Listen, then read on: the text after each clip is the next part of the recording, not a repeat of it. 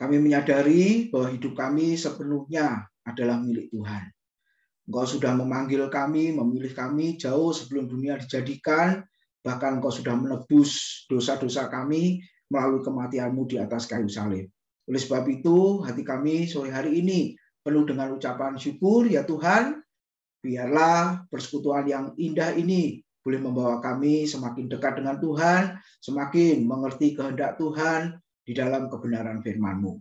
Tuhan mempersiapkan kami semua, konsentrasi yang baik boleh tertuju kepada kebenaran firman-Mu. Tuhan memakai hamba-Mu menjadi saluran berkat pada sore hari ini. Terima kasih ya Tuhan, dalam nama Tuhan Yesus kami sambut firman Tuhan. Amin. Ya, shalom saudara-saudara yang dikasihi oleh Tuhan. Selamat sore.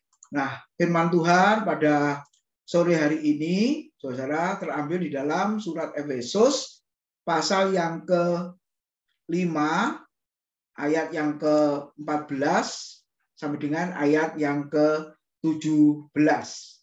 Efesus pasal 5 ayat 14 sampai dengan ayat yang ke-17, yaitu life in the time of Lord. Hidup di dalam waktu Tuhan. Nah, mari kita lihat dulu ayatnya. Kita baca ya. Itulah sebabnya dikatakan, bangunlah, hai kamu yang tidur, dan bangkitlah dari antara orang mati, dan Kristus akan bercahaya atas kamu. Karena itu, perhatikanlah dengan sesama bagaimana kamu hidup. Janganlah seperti orang bebal, tetapi seperti orang arif. Ayat 16, perhatikan, dan pergunakanlah waktu yang ada, karena hari-hari ini adalah jahat. Sebab itu, janganlah kamu bodoh, tetapi usahakanlah supaya kamu mengerti kehendak Tuhan. Amin. Nah, saudara-saudara, kita melihat atau hidup di dalam waktu ini, saudara, ya tujuannya adalah supaya kita mengerti arti waktu menurut firman Tuhan. Nah, yang kedua, kita agar dapat mengambil bagian untuk mewujudkan pengertian waktu itu dalam hidup kita sehari-hari. Dan yang ketiga, kita akan menjalankan kronos dengan baik dan tidak menyia-nyiakan kairos dalam hidup ini. Nah, apa itu? Nanti kita akan lihat bersama-sama. Nah, sebelum lebih lanjut, saudara, ada pertanyaan yang boleh dijawab ya satu-satu. Apakah yang diciptakan Allah pertama kali? Mulai Esther dulu, guru sekolah minggu. Yang diciptakan Allah pertama kali apa, Esther? Boleh jawab ya? Langit dan bumi, Pak. Oke, langit dan bumi. Lalu Paula? Yang diciptakan Allah pertama kali? Lupa, Pak. Loh, kok lupa? Kok ingat? Ingatnya terang terus. Kak Esther bilang bumi ya, betul juga ya? Ya. Oke. Apa kira-kira? Samakah atau ada yang lain? Saya ingat-ingat ya, Pak. Oke, sambil dipikirkan. Kisah yang diciptakan Allah pertama kali apa? Habis itu ya ada sama Mary ya. Loh, bumi. Bumi. Kalau Esther tadi langit dan bumi, Kisah bumi saja. Lah kok bingung ya? Ini kan pertanyaan sekolah. Ayo siapa yang membaca nih? Loh, kan sudah baca Alkitab toh, pembacanya sudah sampai di kitab Mazmur ini. Jadi Kisah bumi ya. Oke. Yada dan Sema. Apa? Yada dan Sema, habis itu Mary, Yoseba, Gracia. Marcel, Pipit. Oke, satu-satu. Ayo, cepat. Loh, masa ini perlu dipikir berat ini? Halo, Yada, Sema. Yang diciptakan Allah pertama kali apa? Langit dan bumi, Pak. Langit dan bumi. Ini sama atau Sema atau Yada ini? Sama. Oh, sama. Ya. Yada dan Sema menjawab langit dan bumi. Oke, Mary. Langit dan bumi. Langit dan bumi. Yoseba, Gracia. Ini kayaknya renungan, bukan renungan, refleksi ya, yang dibawakan Yoseba itu waktu itu. Iya, ayat favoritnya Yoseba. Iya toh? Iya, ayatnya Yoseba Langit dan itu. bumi. Langit dan bumi. Oke. Terus Marcel. Habis itu Pipit. Langit dan bumi. Langit dan bumi. Oke, Pipit. Langit dan bumi. Langit dan bumi. Dasarnya apa menjawab langit dan bumi? Ini toh Kejadian pasal 1 ayat 1 ya.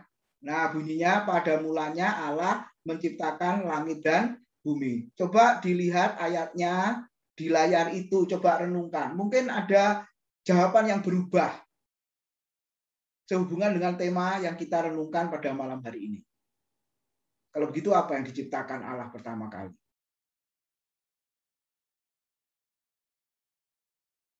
Ya. Coba kalimatnya gimana tuh? Pada mulanya Allah menciptakan langit dan bumi. Jadi yang pertama kali diciptakan sebelum langit dan bumi apa? Sebelum langit dan bumi ini ada, Tuhan Allah menciptakan apa? Terang, Pak.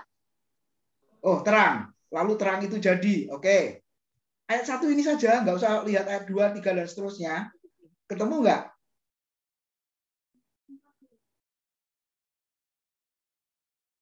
Sulit ya? Sulit, Pak. Sulit ya? Betul. Kita sekolah minggu, saya dulu juga pernah jadi sekolah minggu. Guru saya juga mengajarkan pertama kali Allah itu menciptakan langit dan bumi. Padahal dari ayat 1 di kitab Kejadian pasal 1, yang pertama kali diciptakan Allah adalah mula. Apa kata lain dari mula? Waktu. Waktu. Oh, waktu. Iya toh? Jadi sebelum langit dan bumi ada, sebelum ada ruang, Tuhan menciptakan apa? Waktu. Betul? Wah, harus dirubah ini ya, yang ajar anak-anak sekolah minggu ya. Jadi hari pertama, Allah itu menciptakan waktu. Setuju? Nah, nanti didiskusikan ya. Kenapa kok waktu? Bukan saya yang ngomong, tapi ayatnya yang ngomong. Kejadian pasal 1 ayat 1 itu. Pada mulanya Allah menciptakan langit dan bumi. Jadi sebelum langit dan bumi diciptakan, Tuhan itu menciptakan waktu sebenarnya. Ya, oke, nanti kita akan lihat berikutnya. Nah, ayat 16 tadi mengatakan Efesus pasal yang kelima, dan pergunakanlah waktu yang ada, karena hari-hari ini adalah jahat. Nah, terjemahan bahasa Inggris mengatakan apa? Redeeming the time ya. Tebuslah waktu itu. Oke, kalau ditanya lagi, kalau begitu waktu itu apa? Saudara. Nah, ini jawabannya ya. Waktu adalah media atau sarana di mana manusia membentuk sejarah dan kisah hidup. Kalau bagi Tuhan, waktu itu adalah media atau sarana untuk meletakkan yang namanya langit dan bumi. Betul? Kalau tidak ada waktu, bagaimana langit dan bumi itu ada? Kalau tidak ada sarana, tidak ada medianya. Nah, kalau bagi kita, waktu adalah media atau sarana di mana kita membentuk sejarah atau kisah hidup kita. Oke, contoh, ini gambar apa ini? Bayi ya, saudara. Ya, ini bayinya sudah agak besar ini, saudara. Kalau baru lahir di rumah sakit, saudara, yang namanya bayi itu semuanya sama nggak wajahnya, bentuknya, nangisnya? Apakah bisa ditandai, oh itu anakku karena nangisnya mirip tertawa.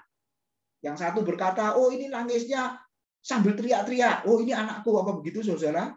Yang namanya tangisan bayi itu rata-rata sama. Benar ya? Lalu wajah juga, bentuknya juga saudara, ya ukuran berat panjangnya atau berat badannya ya rata-rata yang sudah ditentukan ya 3, ya panjang 40 cm, 45, ya sekitar itulah rata-rata bayi baru lahir. Makanya ketika baru lahir langsung diberi nama orang tuanya ya. Saudara, sebab kalau enggak nanti bisa ketukar. Kenapa? Karena waktu lahir semua bayi itu sama. Tapi setelah dewasa berbeda. Ya, nanti kalau sudah umur 25 tahun katakanlah lulus S1, ada yang jadi karyawan, ya kan? Ada yang jadi bos, ya.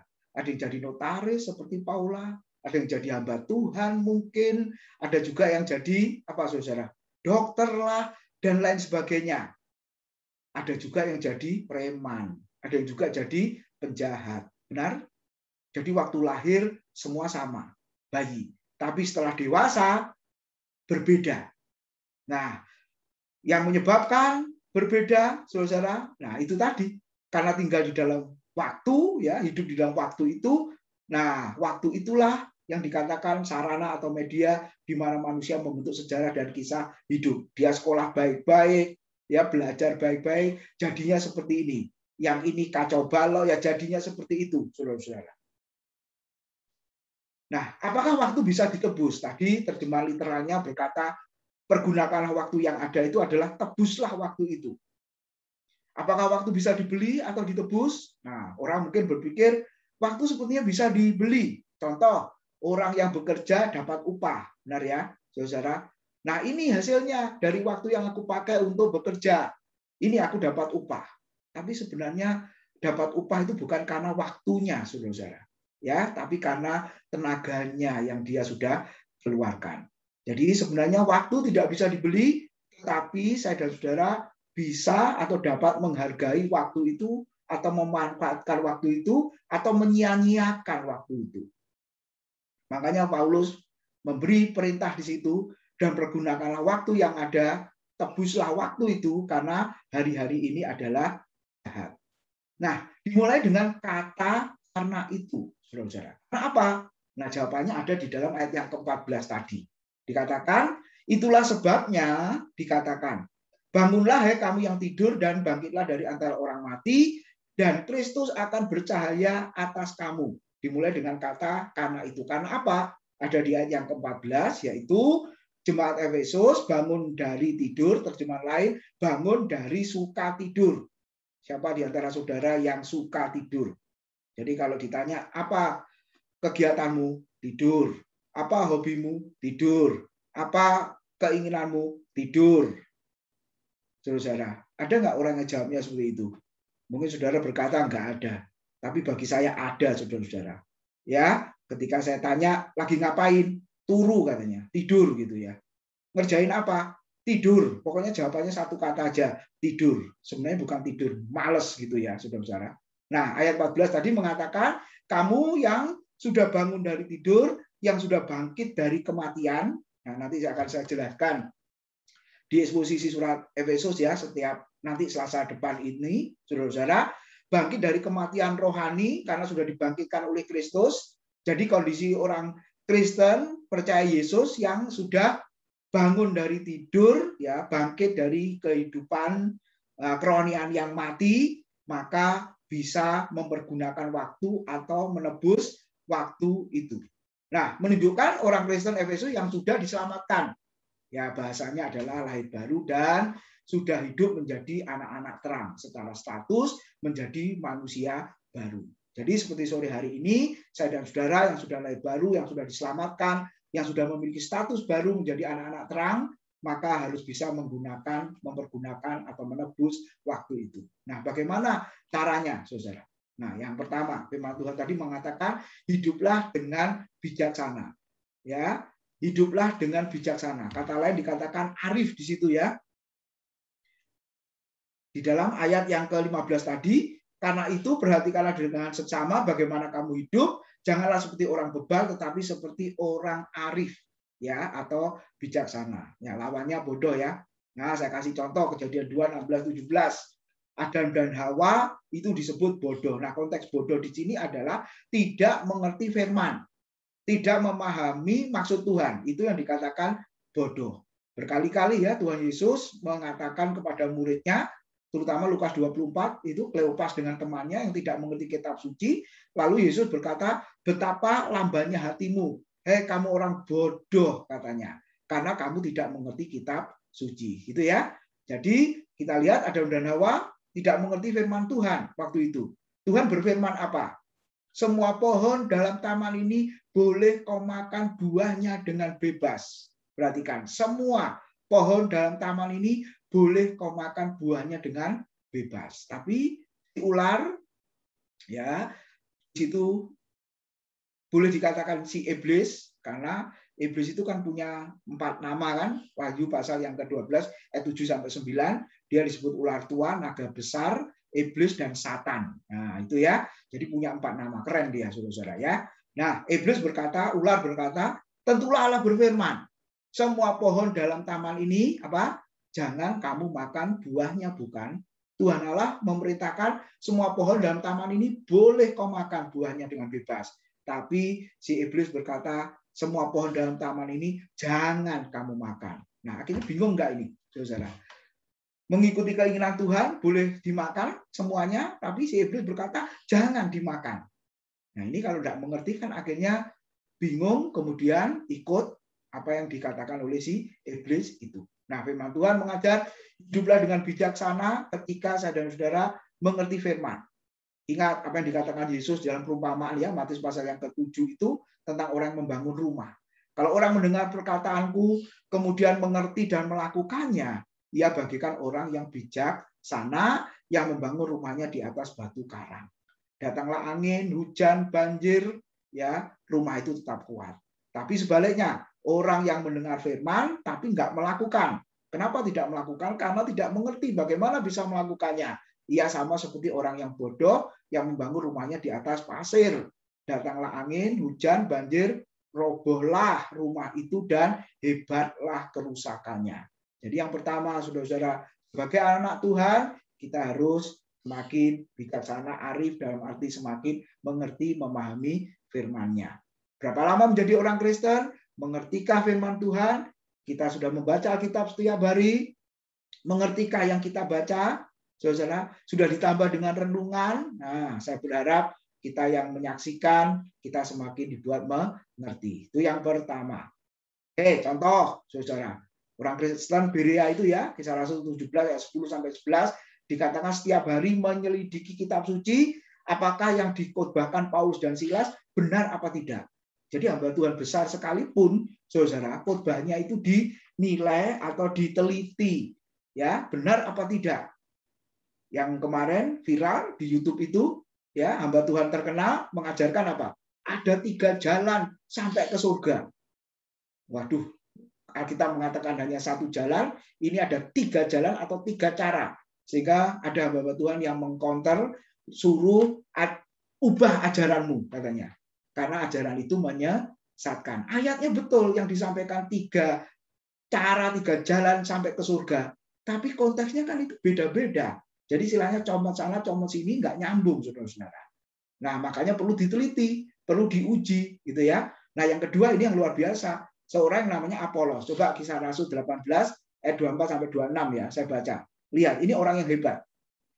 Sementara itu datanglah ke Efesus seorang Yahudi bernama Apolos yang berasal dari Alexandria. Ia seorang yang fasih berbicara dan sangat mahir dalam soal-soal kitab suci, khususnya Perjanjian Lama.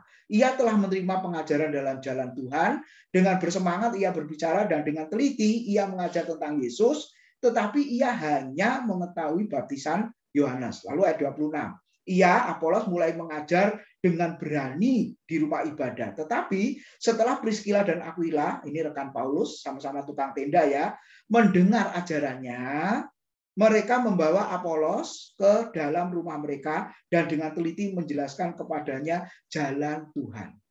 Apolos seorang filsuf, ya, lulusan dari Alexandria. Seorang yang dikatakan fasih berbicara, mahir. Saudara, kalau sekarang istilah mahir itu apa? Profesor ya, pakar, ya. Tapi ketika mengajar ada yang kurang. Nah, Priskila dan Aquila mendengar, kurang nih ajarannya. Ya, makanya dibawa ke rumah, kemudian dijelaskan tentang jalan Tuhan secara komprehensif. Nah, artinya apa? Walaupun gelarnya tinggi, saudara-saudara, ilmunya, pemahamannya tentang firman Tuhan itu bukan berarti sudah sempurna, sudah final, enggak. Ternyata ada bagian-bagian yang belum dimengerti. Nah, Apolos dengan segala rendah hati ketika dibawa ke rumah Priskila dan Aquila lalu diajarin les privat ya di situ, saudara, maka Apolos dengan rendah hati mau belajar. Bayangkan, seorang teolog, seorang filsuf, seorang akademis, ya, mau belajar kepada Priskila dan Aquila. Siapa mereka? Suami istri ini orang awam, saudara-saudara. Ya, muridnya atau rekan kerjanya dari Paulus. Jadi kalau ditanya soal teologi, pendidikan tinggi mungkin nggak sekolah sampai ke sana. Tapi lihat, Apolos dengan rendah hati mau belajar kepada orang yang tanda petik katanya orang awam. Karena benar ajarannya. Dan ini masih kurang. Akhirnya mau belajar. Makanya saudara-saudara belajar tidak ada habisnya. Bukan berarti saya dengan Pak Bambang lebih hebat dari kalian, enggak. Memang kita sekolah teologi ya dibanding kalian. Tapi ada bagian-bagian yang kita tidak tahu kan.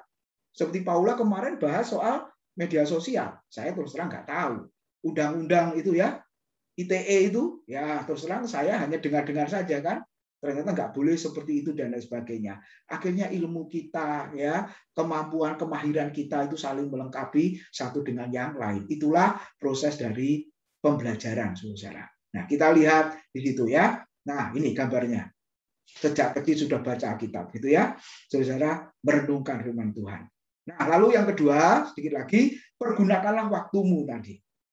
Ya, ini dari kata Yunani exagorazo menoiton kairon. Ya, dari kata agora itu artinya menebus atau membeli budak dengan sejumlah uang. Jadi pada masa itu ada pasar yang namanya pasar perbudakan. Budak diperjualbeli di sana, lalu ada orang kaya membeli, dan budak itu ada namanya masing-masing.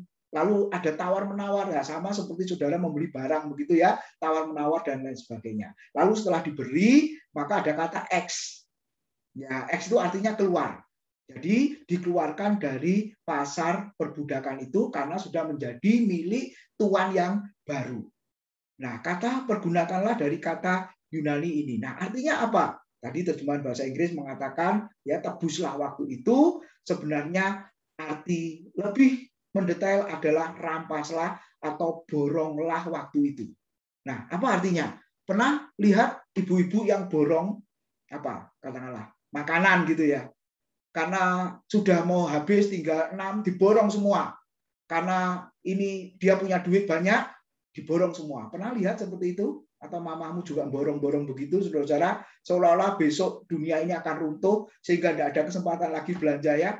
Ini sudah diborong menjadi miliknya, tidak tahu orang lain nanti akan dapat apa tidak, nggak peduli. Nah, istilahnya begitu.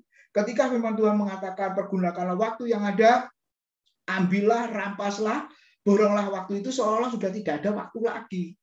Nah, itu yang dikatakan oleh firman Tuhan. Nah, apa perbedaannya Kronos dengan Kairos? Yang lalu Pak Bambang sudah jelaskan itu ya. Kronos itu waktu berjalan secara mekanis, kronologi ya. Dari kata itu muncullah kata kronologi, saudara. Lalu Kairos itu adalah ya, orang mengatakan itu waktunya Allah. Kalau kronologi itu waktunya kita. Sebenarnya juga sama-sama waktunya Allah sih ya.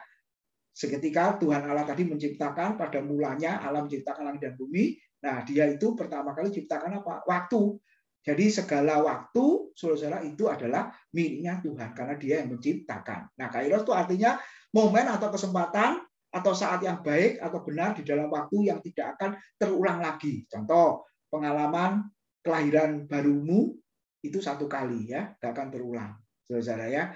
Apa artinya? Unsur-unsur yang penting yang membentuk riwayat hidup kita yang tidak akan terulang lagi. Ya, kalau Kronos yaitu tadi lahir, lalu bayi, anak-anak, dewasa, pemuda dewasa, lalu kembali ke rumah Bapa. Ya, yang lain juga begitu kan.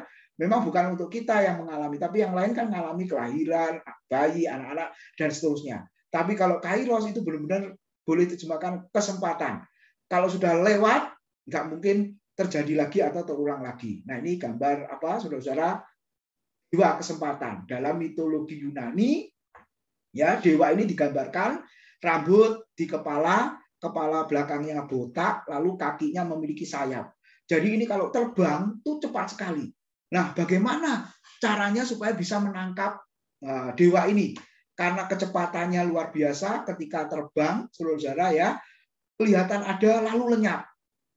Caranya bagaimana kira-kira? Nah, orang yang mau menangkap ya mesti harus berjaga-jaga. Jangan sampai kelewat. Dia lewat, kita tidak tahu.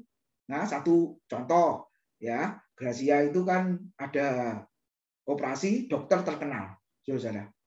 Kita tahu di ruangan itu ngintip, belum waktunya dipanggil masuk, dokter itu ada, gitu kan?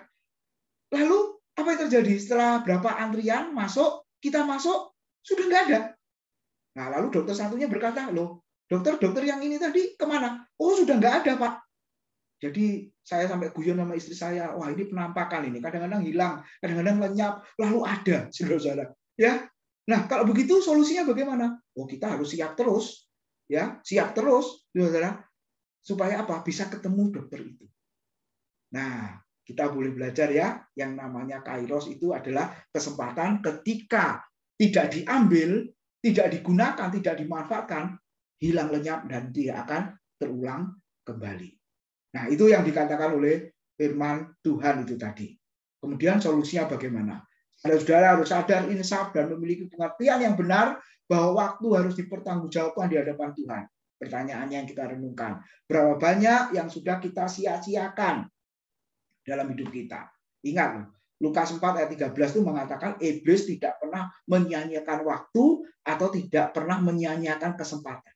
Ayat itu selalu berkata iblis selalu mencari kesempatan yang baik, mencari waktu yang baik untuk apa? Menyerang Yesus dalam konteks ini, lalu menyerang orang percaya dan lain sebagainya. Dia tidak pernah lengah, saudara. Dia selalu berjaga-jaga untuk menjatuhkan orang percaya. Tapi ironinya orang Kristen menyia-nyiakan waktu. Contoh apa? Nah, terlambat. Acara Zoom kita ini sebenarnya nggak boleh terlambat. Ya, tadi terlambat berapa menit ya? 2 menit apa 3 menit, saudara. Lalu hidup dengan tidak disiplin, tidak mau belajar firman, tidak mau melayani dan lain sebagainya. Padahal kesempatan itu sangat banyak diberikan. Nah, biarlah saya dan saudara sadar dan insaf. Lalu yang kedua, tahu prioritas. Hukum utama itu apa? Mengasihi Tuhan dengan segenap akal budi kita, dengan segenap perasaan, segenap kekuatan, dan mengasihi sesama kita. Lalu yang ketiga, yang terakhir, bagaimana cara mempergunakan waktu? Mengerti kehendak Tuhan. Banyak orang bertanya kehendak Tuhan itu yang seperti apa ya, saudara?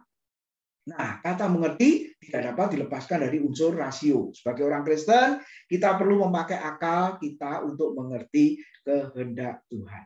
Untuk mengerti kehendak Tuhan, kita harus mendapatkan sumber yang benar dan dengan cara yang tepat, saudara. Seperti apa? Nah, sumber yang benar kan Alkitab, bukan pengalaman. Nah, seringkali pengalaman itu subjektif atau relatif, saudara. Tapi kalau kita belajar Alkitab, baca, renungkan, teliti firman Tuhan, nah itulah sumber yang benar. Lalu dengan cara yang tepat, ya, penafsiran yang bisa dipertanggungjawabkan. Nah, lalu apakah kehendak Tuhan itu? Yang pertama yang jelas bukan kehendak manusia. Ingat doa Yesus di Taman Getsemani, bukan apa yang aku kehendaki, melainkan apa yang Bapa kehendaki. Kehendak Yesus supaya jangan mati di atas kayu salib. Kematian yang mengerikan, yang memalukan. Walaupun sudah berdoa tiada yang mustahil bagimu, Markus mencatat. Tapi kehendak Bapa, Yesus harus mati. Makanya sudah berdoa, mengklaim sekalipun tiada yang mustahil. Kalau Tuhan berkata mustahil, ya tetap mustahil. Lalu yang kedua, pembaharuan akal budi. Roma 12 ayat yang kedua. Apa artinya? Terus memikirkan firman, Mazmur 1 ayat 2, siang dan malam. Ya, merenungkan firman itu siang dan malam. Yang ketiga, dan saudara harus tetap ada di dalam firman-Nya, tinggal di dalam firman-Nya. Itulah kehendak Tuhan. Jadi orang Kristen harus belajar dan menyelidiki firman Tuhan. Nah, yang paling akhir ada orang Kristen di Troas. Firman Tuhan mengatakan, Kisah Rasul 20:7-12, nanti dibaca, mereka itu mendengar firman semalam suntuk, ya.